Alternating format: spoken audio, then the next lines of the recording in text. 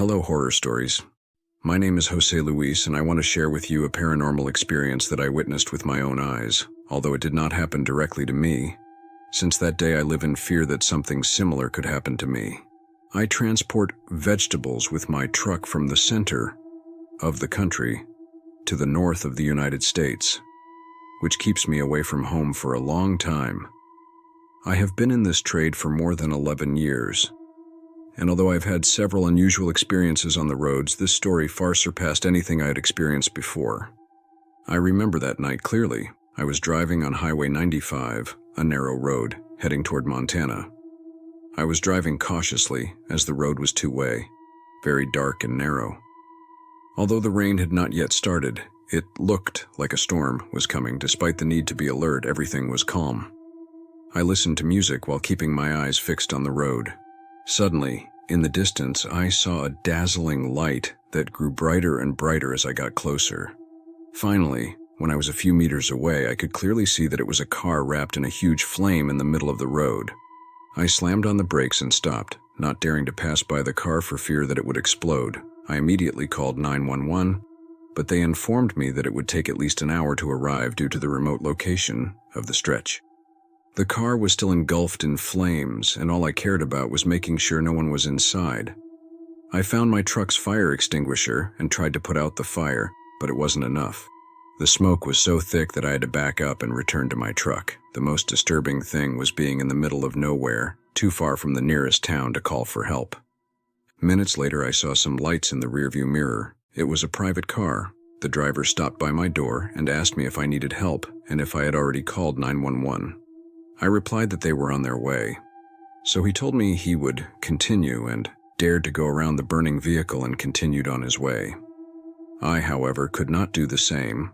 With my double trailer truck loaded with merchandise, it would be too dangerous to risk passing. I decided to wait. I had no choice. Within minutes, I saw some people running towards my truck. It was a family, a couple with a child of about 8 years old.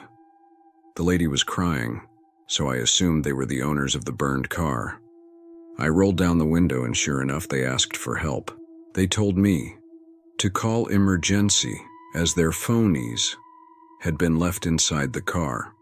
They barely managed to get out when the car started to make a strange noise and began to smell of burning.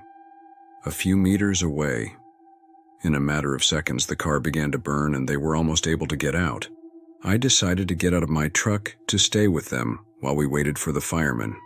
I assured them that they were on their way and tried to calm them down as best I could. I offered the boy some water and some crackers I had. He was very agitated, perhaps from the scare or the adrenaline. He accepted immediately. And I also invited the lady to get into my truck so she could rest with her son. While he and I waited for the authorities, she couldn't stop crying. She accepted without thinking, and they settled into the seats of my truck. But what had happened next was the most terrifying thing I've ever witnessed in my entire life. As I conversed with the gentleman, he had his back to the burning car. We were far enough away to be safe and not inhale the smoke, but close enough to see clearly. Suddenly, I noticed in the back of the burning vehicle a man sitting up, staring at us and smiling. The creepy thing was that he was completely covered in black as if he were a shadow. I was in shock, unable to believe my eyes. The only thing that stood out was his macabre smile, completely immune to fire and smoke. It just sat there, sitting in the flames.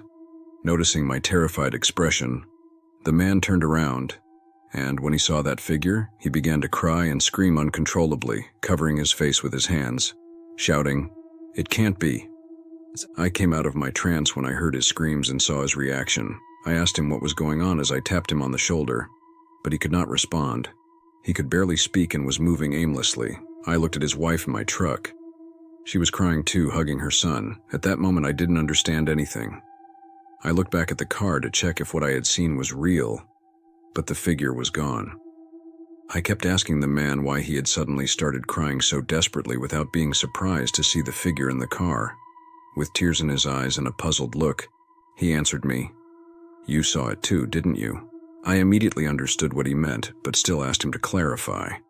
Then, he explained, "It's that damn thing that follows us around and torments us from wherever we are. My ex-wife warned me that he would do a witchcraft on me when I wanted a divorce, and warned me that that demon would not leave me alone until he was done with me and made my life miserable if I met another woman. At that moment, I didn't believe it was true, even though I had also seen it with my own eyes. I didn't know what to answer him and remained completely silent. Instead of saying anything, I simply gave him a hug and patted his back in an attempt to comfort him. I still remember that moment vividly, and it still gives me the same feeling of anguish. I could feel his fear, especially for him and his family. The surroundings were so dark and desolate in the middle of an isolated road that the only light came from the flames. It was as if time had stood still. After a few interminable minutes, the firefighters finally arrived and managed to put out the fire. While the firemen were putting out the fire, the man, now much calmer, suddenly felt the need to unburden himself. He confessed to me that he had been experiencing paranormal events for several months and assured me that these events had been the cause of several tragedies in his life. He showed me a scar on his head that he had had for a few weeks, the result of an accident in the bathtub at home, where he had been unconscious for several minutes. He told me that he miraculously woke up in the hospital, and that many other similar things had happened to him in succession. This man was really living a hellish nightmare. He told me that his wife was aware of the curse, but they had both decided not to tell their young son about it to avoid scaring him and causing him trauma with something so difficult to understand. I asked him if he had tried to seek help from a priest to free himself from that burden, to which he replied that yes, he had already tried several things. However, he had been told that the force that haunted him was extremely powerful and difficult to remove, requiring several sessions. He felt that his ex-wife was getting closer and closer to accomplishing her goal of ending his life, which was making him paranoid and desperate, not knowing who else to turn to. I could no longer talk to him because the authorities came by to ask him the protocol questions, and they would take him to the city and to the hospital if necessary. So I could do nothing more for them except to recommend that he continue to visit the priest, bless his house, and always carry holy water for protection. After that, I had to withdraw and heard nothing more from them. I really hope that he managed to get rid of that curse and that he is now well and at peace with his family.